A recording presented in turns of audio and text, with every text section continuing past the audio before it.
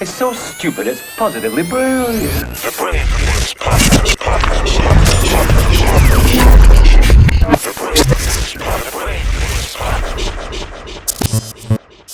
Let's go. About Trump wants Joe Rogan to moderate. Oh, yes.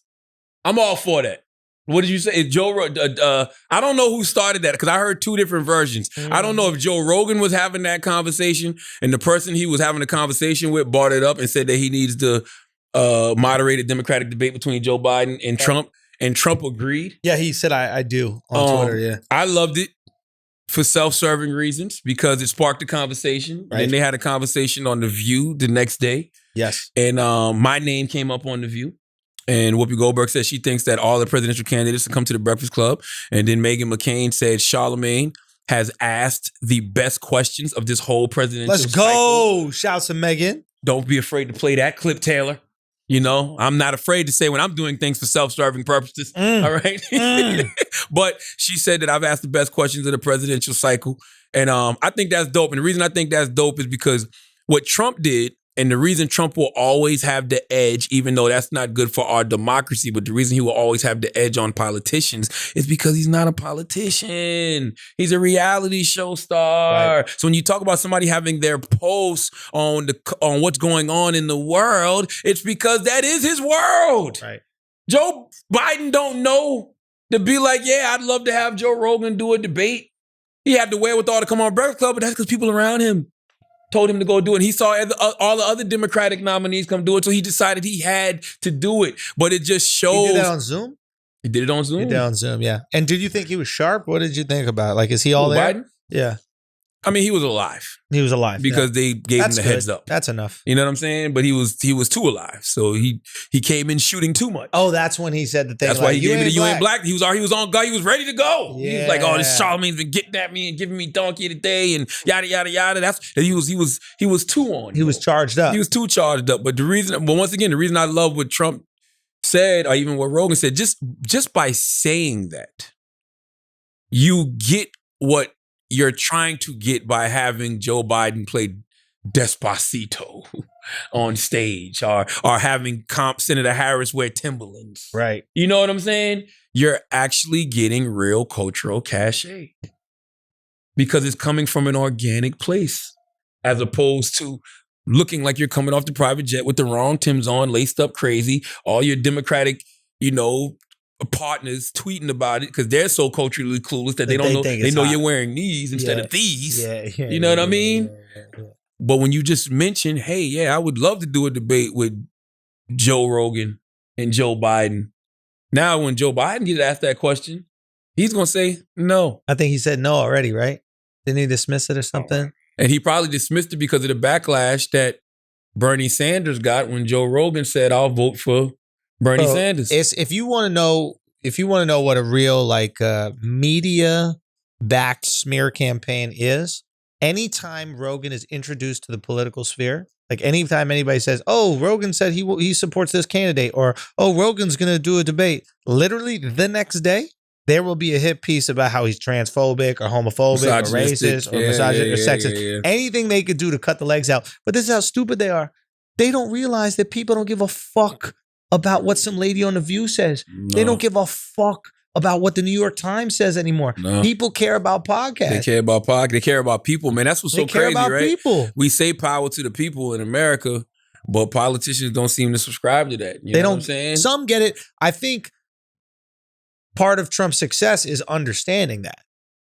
Because he's not a politician. Probably. He's in entertainment. He's in entertainment. And by the way, if you're a politician, right? How can you say, and I'm speaking directly to Democrats here, how can you say that you're going to be the president for all of America, but y'all are so quick to dismiss people? Keep going. Like, you shouldn't dismiss Joe Rogan or anybody that listens to Joe Rogan. You shouldn't dismiss, I saw, earlier this summer, the Biden campaign dismissed Linda Sarsour. They dismissed themselves from Linda Sarsour. Linda Smith is a progressive, who is on the front lines fighting for all of the social justice that are happening to Black and brown people in this country. And, she has a following, right? Big following. Now, there is some criticism of her, and this is why the campaign tried to dismiss themselves as potentially being anti-Semitic. Distance is the word. Distance. Yeah. Distance themselves from her. And that's why they did, because they're like, oh, I don't want to be attached to this at all, because then they could use this against me when it comes to debate time. Or Yeah, comes to but election time. but she's still an American. So are you truly president to all America?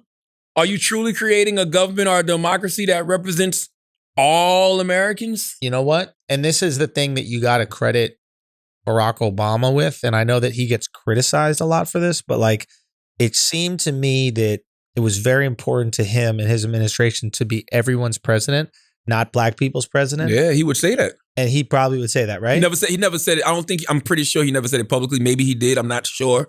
But he's definitely said that behind the scenes from what I've been told. And that is the job.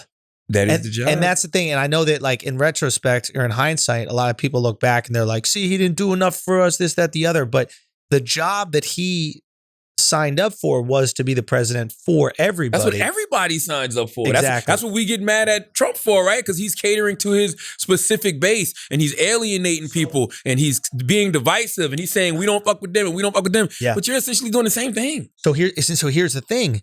Who gets remembered better, right? Because when I look at back at what Barack did, I think that it's admirable that he could put himself up for that type of long-term criticism to do the right job for the most amount of people. Now, Trump will probably be remembered better in history than Barack because his constituents will go, he was the greatest ever. Just like Reagan, right? Like Reagan could flood the fucking hood with crack, but his constituents will be like, we don't know anything about that. Reagan is a consummate conservative. Reagan is the one that we have to do. You know why? Because you can't be all things to all people. Exactly. So if you are just servicing your base, maybe history remembers you better. But if you're actually trying to do the job, maybe the country is in a better place. And if you could sacrifice your own personal ego for what the fucking country needs, take politics out of it. I don't care if you're left or right listening to this right now. Get rid of that for a second. If you are literally just trying to do the best job for those 8 years that you have, that means sacrificing your ego, yo. And that's something that I don't think Trump can do because I think it's really important to him what his legacy will be with this presidency. And while there's things that he does that I do like, I like his political policy overseas. I'm not a big war guy. I don't want them blowing up innocent fucking Muslims for no reason because these hacks want to dig oil out of the ground and steal it, or they want these like defense contracts.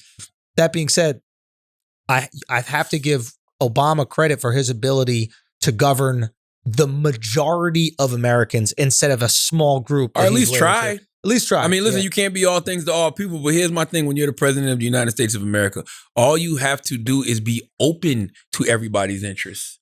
You know what I'm saying? You should be willing to listen to everybody's interests. You know what I mean? You should be able to be pushed. If the gay community comes and they have a piece of legislation that they want pushed and they come at you and they're pushing you to do it, you feel like doing that, do it. If black people have an agenda and they want this done, get it done. If white farmers in fucking the Midwest want it done, get it done. You can literally look at what everybody's interests are, look at everybody's individual agendas and see how we can see how that can how you can be of service to these people. Because that's all you're here to do is as president, be of service. Well, then here's my other question, which is like, in a democracy, the majority wins. So is your job just to service the majority?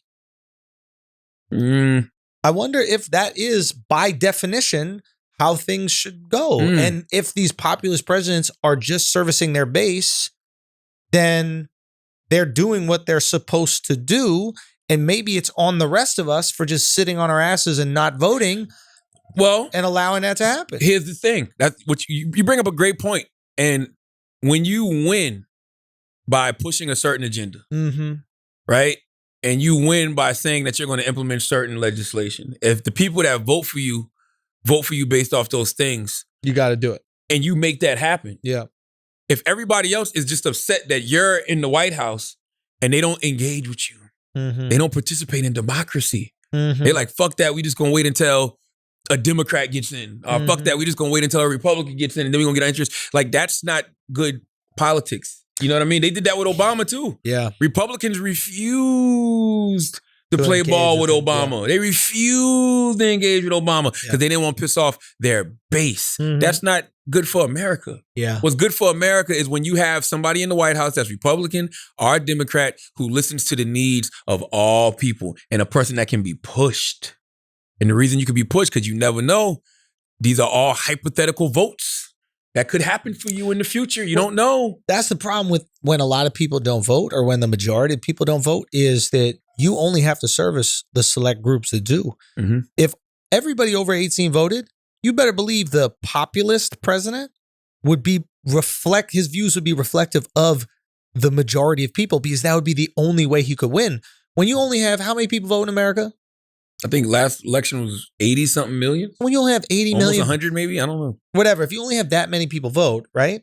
Then a small swath of the country, let's say 45 million people, could influence the entire election. We got 330 million people here. Why are we letting these politicians pander to 45 million over here or 45 million over here? This is why our politics is so extreme anyway, because only the extremes vote. And all of us in the middle are like, man, the left, all the way on the left, y'all too crazy. And all the way on the right, y'all too crazy. Why can't we just be in the middle? You know why? Because the middle don't fucking vote. And you know that's why? on us. You know why the middle don't vote? Because the politicians are just as extreme as the people that vote for them. Well, if we voted, it would pull them in. But they know we're not going to vote, so they just have to pander to those people who do. So if we want to force them to pander to us, then we just got to go out and vote. Absolutely. That's why I love what's happening right now. I love the fact that you have a lot of people who are usually disengaged, you know what I'm saying, disinfected, all right, disaffected voters who they're trying to win over in some way, shape, or form. Like, they're forced to talk about issues they've never spoken about. Since when has reparations been on the actual goddamn menu? You know what I mean? Since when has black economics been on the menu in the way that it's in right now? Like, they're being forced to talk about things that they've never talked about because they're trying to bring in voters who either fucked with Obama and totally was disgusted by it and didn't show up in 2016, and they trying to get them people back, or people who've never voted ever before. Because if you're trying to get the largest voter turnout in American history, you can't just talk to extremes, bro. 100%. Yeah.